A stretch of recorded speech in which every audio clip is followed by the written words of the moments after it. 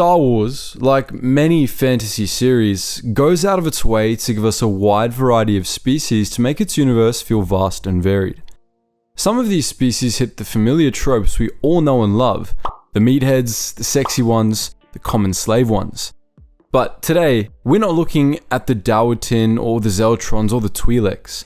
In today's video, we'll be talking about the Givins, a species of animated skeletons absolutely obsessed with math. And if that isn't the weirdest species we've looked at yet, we don't know what is.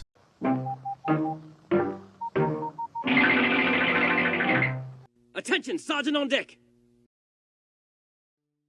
The Givins, sometimes referred to as Yag'Dhuls, were a sentient species from the planet Yag'Dhul in the Inner Rim at the intersection of the Corellian trade spine and the Rimmer trade route.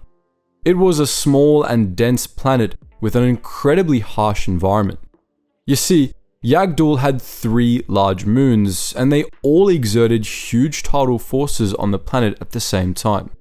Because of their differences in orbit distance, this led to extreme atmospheric tidal upheavals where the moons literally pulled the planet's atmosphere and surface water to different parts of the planet, leaving the rest in vacuum.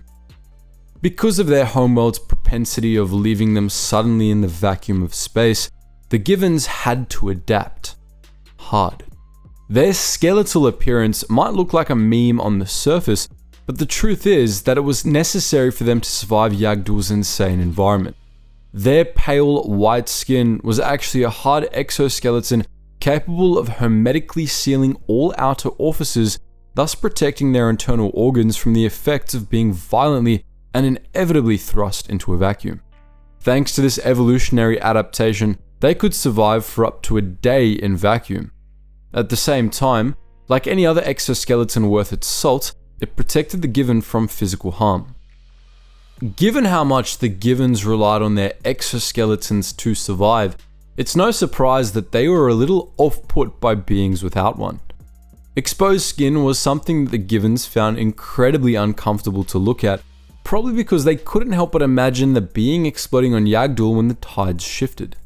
Their exoskeletons didn't come without a cost, however.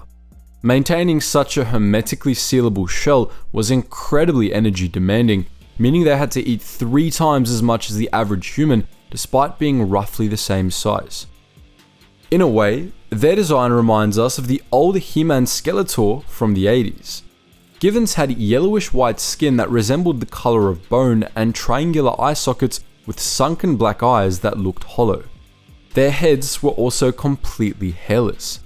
All of this contributed to their heads looking very much like a skull, and their sloped eyebrows that met in the middle gave them the bonus look of constantly being in agony.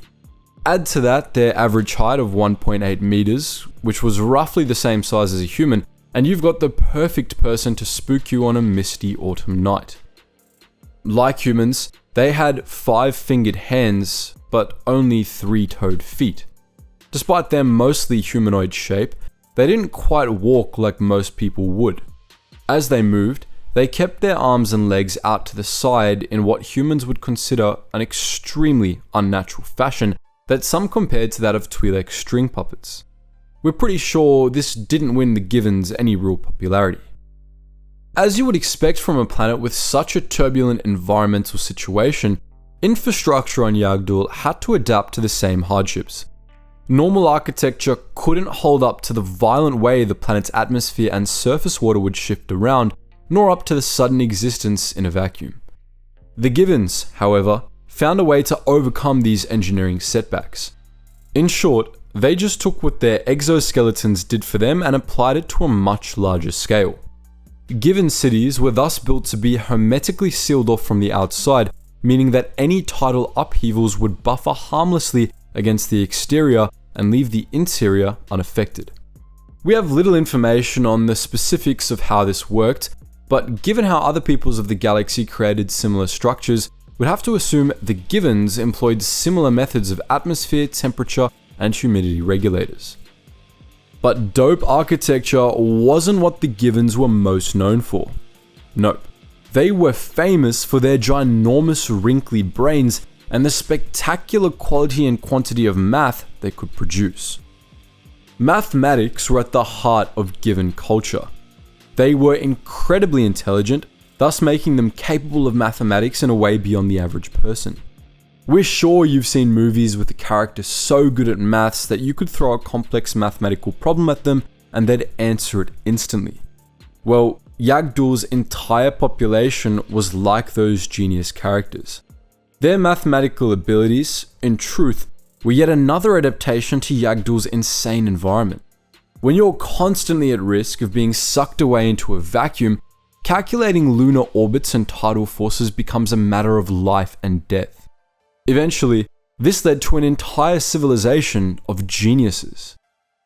The Givin valued intellect so much that their society was run on math. Mathematocracy, as they called it, was the political structure in which the most gifted mathematicians were elevated to their ruling body, known as the body calculus. Similar to meritocracy, politicians were thus decided based on their mathematical ability and no other societal or economic factors. Even the planetary governor was elected based on the results of mathematical competitions, featuring calculations of complex multi-dimensional differentials, and all political decisions were based on null modal probability. But mathematics wasn't just something their politicians did. Givins lived and breathed the stuff in their everyday life. Mathematics was so embedded in the culture that they had even developed something called greeting maths. According to this custom, when a Givin met another and they said hello, they had to include an equation in their greeting. Their companion had to answer in kind with an equation of their own. Thankfully, the Givins seemed to be aware of how limited most other sentients were at answering complex equations on the fly, so the problems they posed to outsiders always had a solution of 3. Another application of their mathematical abilities that the galaxy appreciated more was their shipbuilding and astrogation skills. Thanks to their mathematical prowess and the amount of time they spent poring over their starship designs, they were able to perfect their final design down to the micro detail. This resulted in some of the galaxy's most efficient, complicated, and sleek ship designs. However, there was one significant drawback.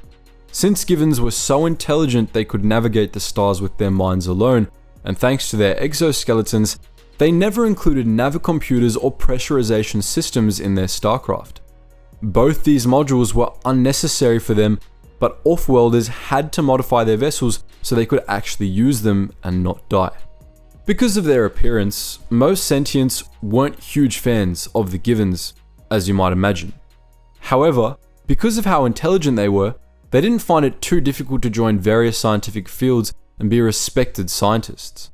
That said, the Givins weren't completely innocent of speciesism.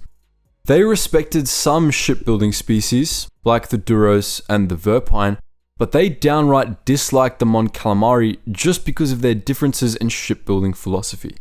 They also tended to arrogantly look down on most other species. One reason was that they couldn't survive in a vacuum, and the other was that they were inferior to the Givins when it came to math. Other beings' general inability to properly use greeting math also led many Givins to the conclusion that other species were rude. Over the course of galactic history, they had an interesting trajectory. Although they were initially a member of the Galactic Republic, they decided to secede in 22 BBY before the outbreak of the Clone Wars. The body calculus had developed a model of the Republic's trajectory using the current political situation and had concluded that it was doomed to fail. Therefore, they concluded they had no other choice but to secede in order to protect Yag'Dhul from going down with them. Along with the notification of Yag'Dhul's secession, the Senate was also provided with complex graphs and charts explaining the mathematical conclusion the Givins had reached. We think Givin Senator Dagibus Scoratolis puts it best. It is not without regret that the body calculus and the collected domain and range of the Givin people have decided to leave the larger republic, but the threats of remaining are greater than or equal to the threats of secession. After their secession, Yag'Dhul joined the CIS, for whom the Givin served as mathematicians and astrogators. They mapped new hyperlane routes for the Confederacy and supplied them with ships, amongst them the Wavercrest class frigates. Yag'Dhul was also the site for the headquarters of the Confederate Navy's First Fleet. During the Clone Wars, its shipyards were destroyed, but the Givins rebuilt them in record time after the war. During the Galactic Civil War, some factions on Yag'Dhul supported the Rebel Alliance, but the Givins never formally joined the Rebels. However, an Empress-class space station named Yag Prime was set up above their world to protect it. By the time the Empire fell, the planet was under the control of warlord Sender Delvadas, but it was liberated by the New Republic in 5 ABY. After the New Republic freed them, the Givins were happy to let them take over Yag Prime. The station served as the base for Rogue Squadron during the Bacta Wars and remained in the hands of the New Republic until the Palaeon-Gavrisom Treaty was signed in 19 ABY, bringing an end to the Galactic Civil War. Later, during the Yuuzhan Vong War, it saw the Battle of Yag'Dhul, during which the Yuuzhan Vong attempted to take the planet in order to use it as a staging ground for an assault on the planet Thyfera. Thankfully, they were unsuccessful, and the Givins lived to see another mathematically predicted day. But what do you think? Would you have liked to interact with a Givin, or do you think they would have driven you nuts? Are there any other species you'd like us to cover? Feel free to let us know in the comments section below, and as always guys, thank you so much for watching, and I hope to see you in the next video.